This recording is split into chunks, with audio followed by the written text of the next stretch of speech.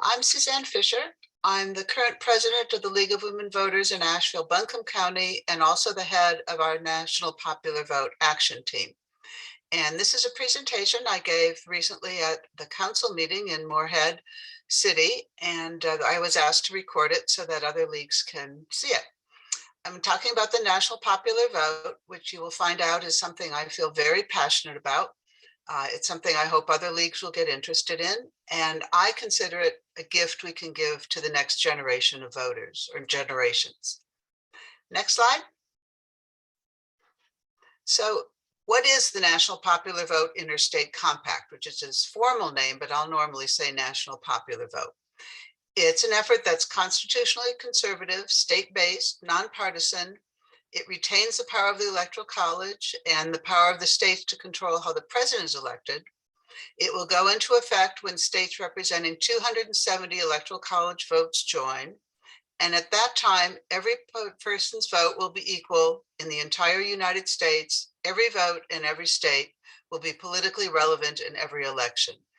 And I can't think of anything that is closer to the heart of the aims and of the League of Women Voters. Next slide. So a little more specifically, it is actually an interstate compact, an agreement among the states that will guarantee the presidency, and I'll say president, and of course we mean president and vice president, but I'll usually say president, to the candidates that receive the most popular votes in all 50 states and DC. And states participating replace their current winner-take-all laws with new state laws that say that they will award their Electoral College votes to the candidate who wins the popular vote in all 50 states and the District of Columbia. Doesn't matter if the candidate wins in their state or not, they will give their votes to the one that wins the national vote.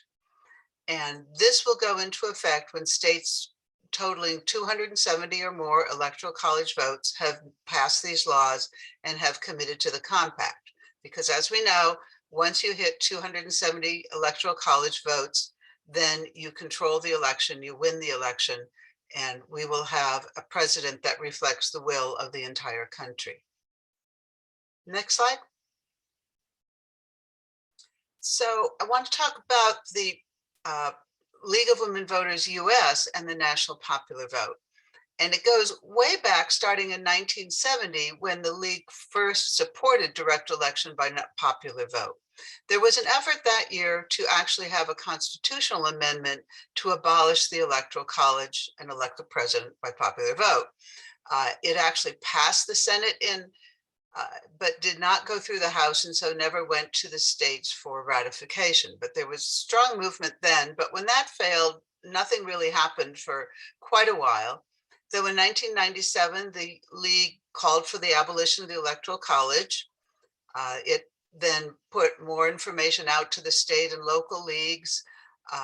In 2004, they came to concurrence on a new position on presidential election. In 2008, the convention voted to study the National Popular Vote Interstate Compact. This is just 2 years after the effort was started.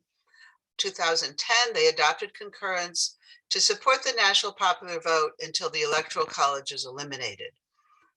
Then they later added it to the Making Democracy Work effort, and in 2019, they established a National Popular Vote Interstate Compact Task Force. And the link to that is here, and it has a lot of good information. It's not been updated too recently, but you can get a lot of good information there.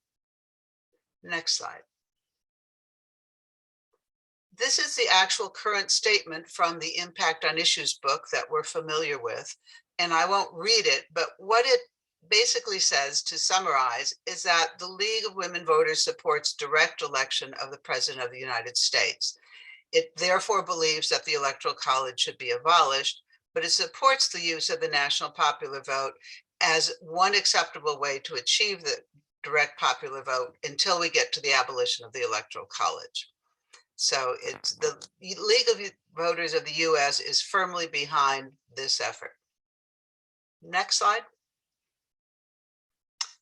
There are a couple of differences between the League of Women Voters approach and the National Popular Vote approach. The National Popular Vote does not directly advocate for the abolition of the Electoral College. This is in some ways a strategic effort. This is a concern for some voters. A lot of people feel very strongly about the founding fathers and what's set up in the Constitution, though of course we've made a lot of changes over time.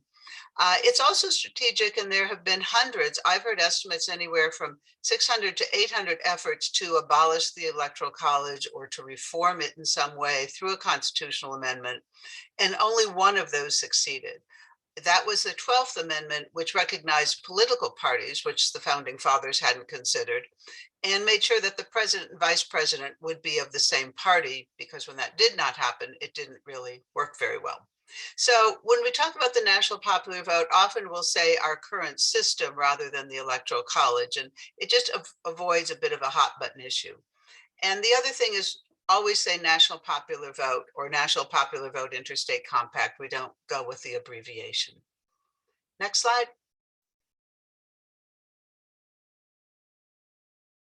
Good. So I'm going to give a little bit more background here about the issues the national popular vote effort addresses. And these are interrelated, and both can lead to second place presidents, which is the real problem we're trying to avoid. The first is the winner take all laws that are in 48 states in the district, and North Carolina is one of those 48 states. And what that means is that however a candidate wins the vote for president in that state, by 100 votes, by 100,000 votes, by whatever number, they get all the Electoral College votes. And all the votes for the other candidate or candidates are effectively thrown out. This can lead to someone winning the Electoral College, but not having the majority of the votes in the entire nation. So the obvious solution is to come up with a way that you count every vote in every state, and the most votes wins. That's certainly how there are over 500,000 elected offices in our country, and that's how all the other elections work, but not the presidential, because it's an indirect election.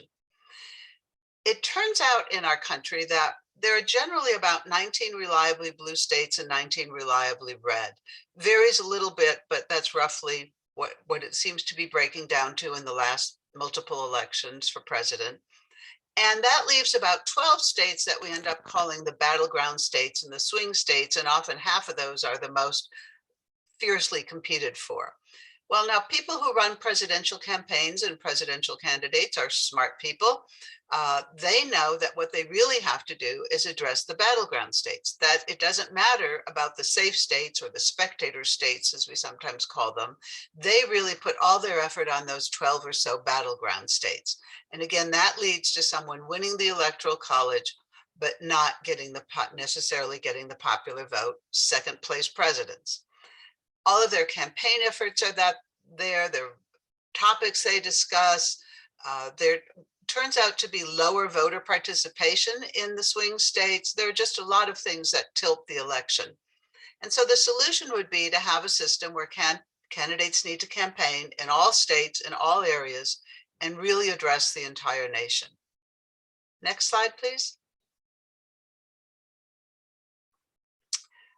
We remember the two second place presidents that we've had in our voting careers, or I expect most of ours, but there are actually three others that occurred in the first 100 years of our country in the 1800s. So 5 second place presidents is not a very good track record.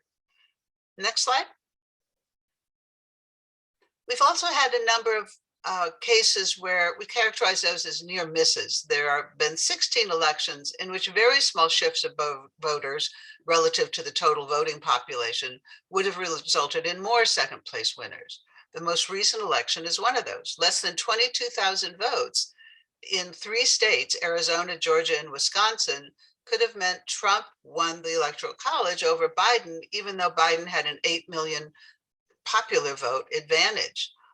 The Bush-Kerry election was also one of those. Another one was Carter-Ford, just 9,000 votes. It's interesting also to see here how many more people are voting as we go forward in time. Of course, there are more voters, but the percentage has been creeping up a little bit. So if you think of the 59 elections since we've had the very first one, 21 have been near misses or second place finishes. That's a 35% problem rate, if you will. Again, not a very good track record for what we're doing. Next slide. So just to summarize again, the outcomes of battleground state campaigns are all the campaign efforts, events, polling, media buys, national party support are in the battleground states. That means that there's less national party support in the battleground states for the down ballot candidates, which is not good for them. The media follows the candidates. So of course, all the media coverage goes there. The issues and policies discussed. In the last election, we heard a lot about fracking. Well, that's an important issue. It's particularly important in Pennsylvania and Ohio, which were considered battleground states. Wildfires are a huge problem, but they're mainly in the western states, who are in those spectator state categories. As I said before, depressed voter turnout up to about 10% in the non-battleground states. And again, that means if they're not voting for president, then they're not voting if the governor's up that year, or Senate, or representatives, or state ballots. It's really not getting, it's depressing the will of the people in the outcomes.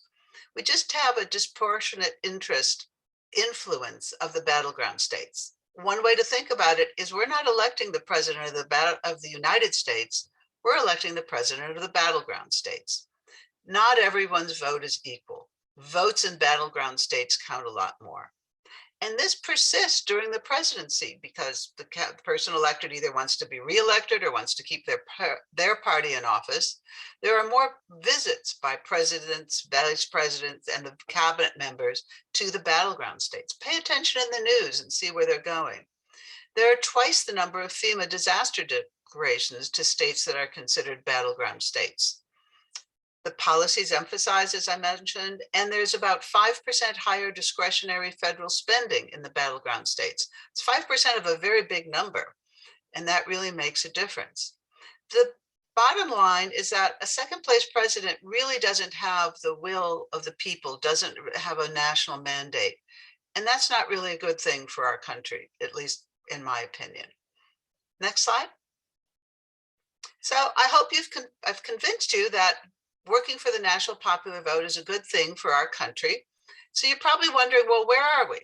Well, since 2006, 15 states in the District of Columbia have joined. That's 195 electoral votes. This is based on the most recent census.